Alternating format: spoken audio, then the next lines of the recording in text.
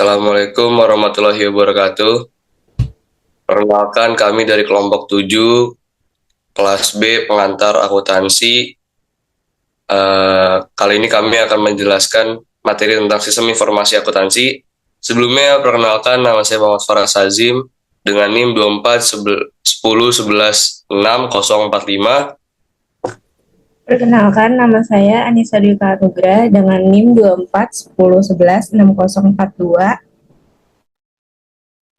Perkenalkan, nama saya Zulfa Rajo Akilah dengan NIM 24 10 11 6047. Perkenalkan, nama saya Muhammad Sinar Rabbani dengan NIM 24 10 11 6068. Yang pertama itu ada definisi dari sistem informasi akuntansi, yaitu sebuah kerangka yang melibatkan perangkat keras, perangkat lunak, prosedur, serta orang-orang yang bekerja bersama untuk mengumpulkan, menyimpan, mengolah, menganalisis, dan menyajikan informasi keuangan yang relevan dan akurat untuk mendukung pengambilan keputusan di dalam suatu organisasi.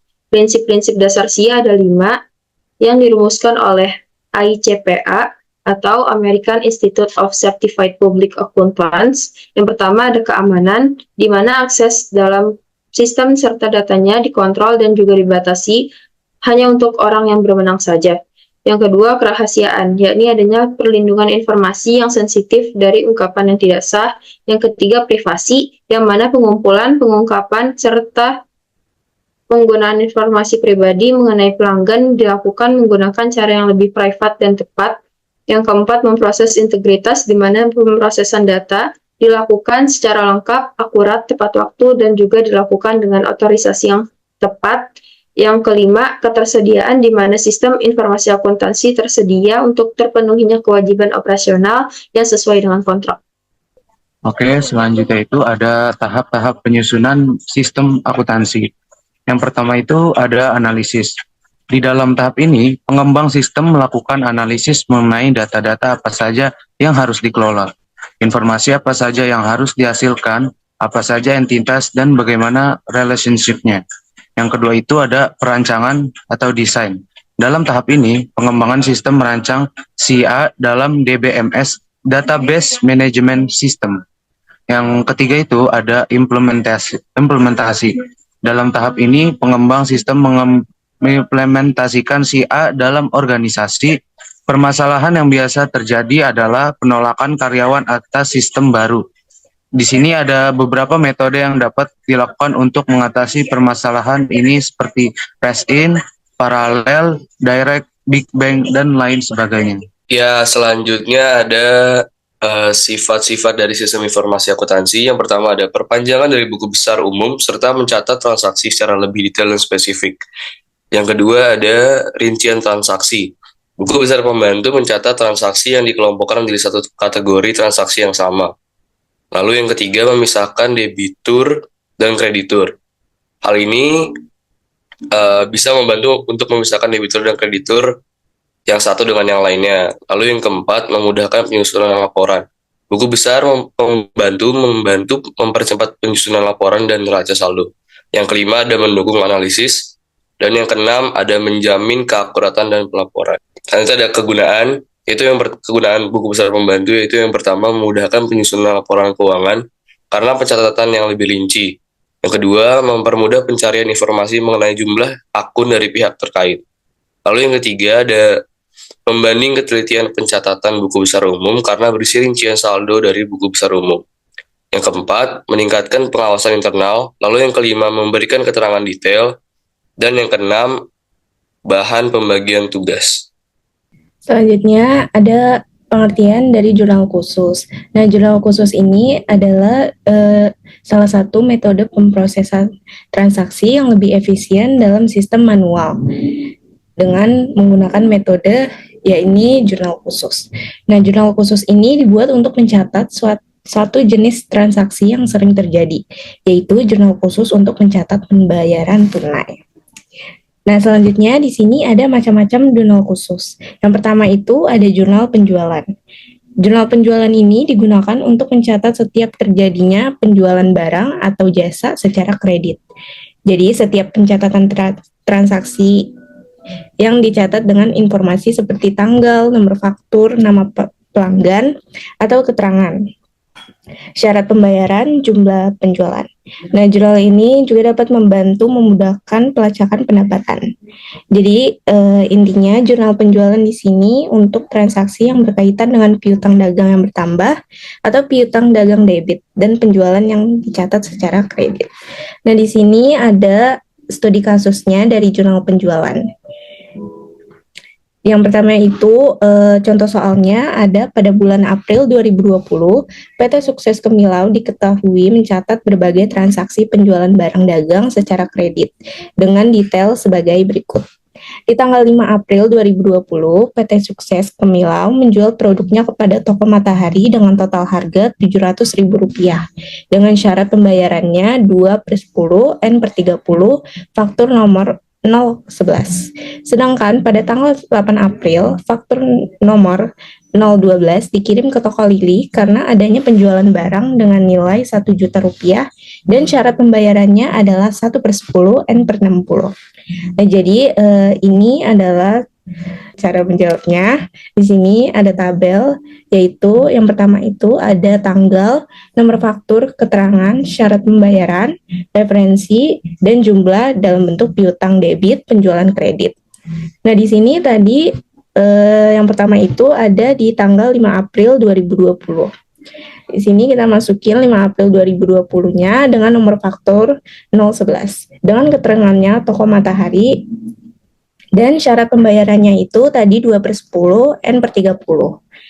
Dan piutang debitnya kita masukin Rp700, penjualan kreditnya Rp700.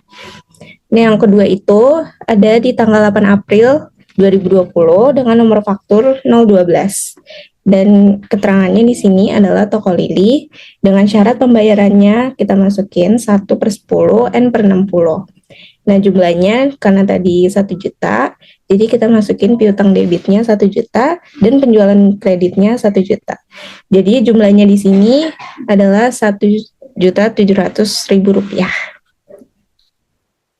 Selanjutnya ada jurnal penerimaan kas. Apa sih itu jurnal penerimaan kas? Yaitu pencatatan transaksi yang terjadi secara tunai, baik itu dengan menggunakan kas ataupun cek.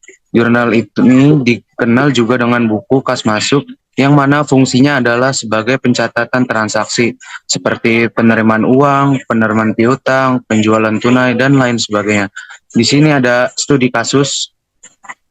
Yang pertama itu ada PT Dagang Sukses Kemilau mencatat berbagai kegiatan transaksi yang berkaitan dengan penerimaan kas pada bulan April 2020 dengan detail sebagai berikut.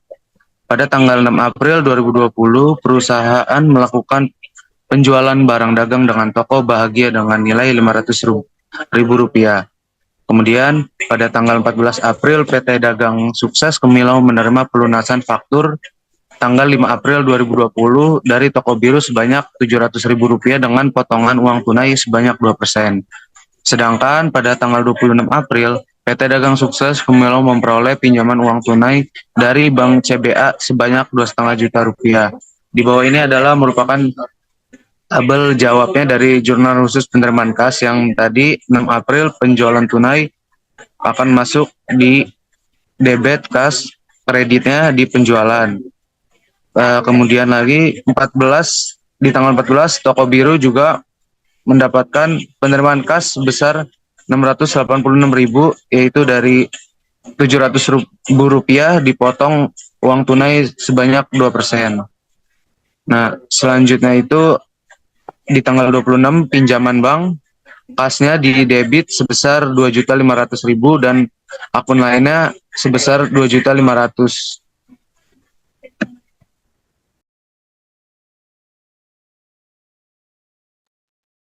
Ya, selanjutnya ada jurnal pembelian.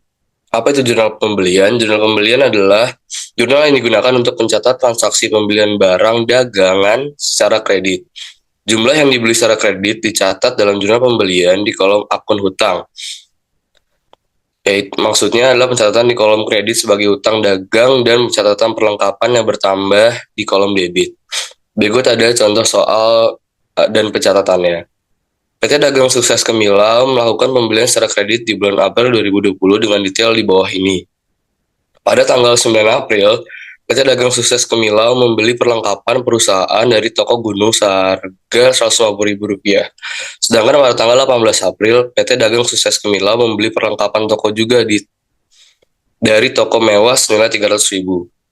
Nah, ini adalah contoh pencatatannya. Jadi, yang pertama kita masukin transaksi yang pertama pada tanggal 9 April, kita masukin keterangannya dari toko Gunung, lalu kita masukin juga tadi nilainya kan 150.000 ke debit perlengkapan, lalu kita masukin juga 150.000 ke kredit utang dagangnya karena kan ini kan membeli secara kredit. Lalu yang kedua itu transaksi yang kedua ada tanggal 18 April. Kita masukin keterangannya dari toko mewah, lalu kita masukin juga debit perlengkapannya bertambah sebesar 300.000 dan juga kredit utang dagangnya bertambah sebesar Rp300.000 juga. Jadi totalnya itu debit perlengkapannya ada 450.000 dan kredit utang dagangnya juga 450.000. Yang terakhir ada jurnal pengeluaran kas, yaitu pencatatan transaksi atas pembayaran secara tunai yang biasanya jurnal ini disebut juga sebagai buku kas keluar. Jurnal ini berfungsi untuk mencatat pengeluaran kas seperti utang, beban perusahaan, dan sebagainya. Contoh soal dan pencatatannya, PT Sukses Kemilau diketahui mencatat berbagai kegiatan transaksi yang berkaitan dengan pengeluaran kas di bulan April 2020 dengan detail sebagai berikut. Pada tanggal 20 April 2020, PT Sukses Kemilau membayar lunas faktur dari toko bintang di tanggal 15 April seharga Rp1.000.000 dengan potongan tunai sebesar 1%. Pada tanggal 2 April 2020, perusahaan PT Sukses Kemilau membeli barang dagang dari toko Ceria senilai Rp700.000. Sedangkan pada tanggal 30 April, PT Sukses Kemilau membayar gaji karyawan sebesar 4 juta.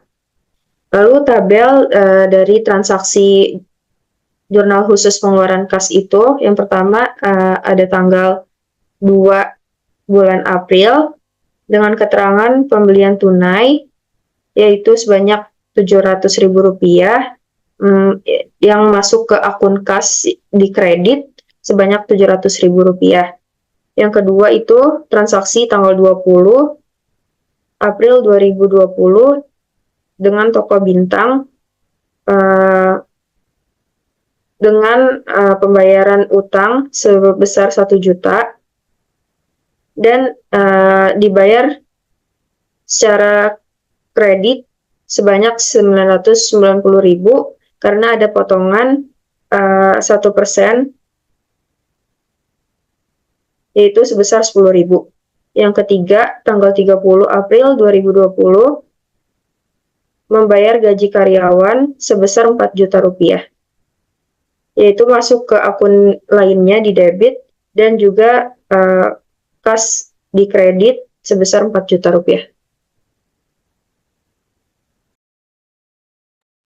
Lalu yang terakhir, ada efek jurnal khusus terhadap jurnal umum. Jurnal khusus memberikan kemudahan bagi perusahaan untuk mencatat transaksi yang bersifat repetitif, dan apabila ada transaksi yang sudah dicatat di jurnal khusus, tidak perlu dicatat kembali di jurnal umum. Jurnal khusus otomatis mengurangi transaksi yang dicatat di jurnal umum, dan transaksi yang sudah dicatat di jurnal khusus kemudian diringkas dan diposting ke buku besar melalui jurnal umum. Jurnal umum tetap menerima ringkasan transaksi namun tidak mencatat transaksi secara harian satu persatu. Sekian presentasi dari kami kelompok 7 terkait dengan sistem informasi akuntansi. Mohon dimaafkan apabila ada salah-salah kata dari kami. Wabillahi taufiq wal hidayah. Wassalamualaikum warahmatullahi wabarakatuh.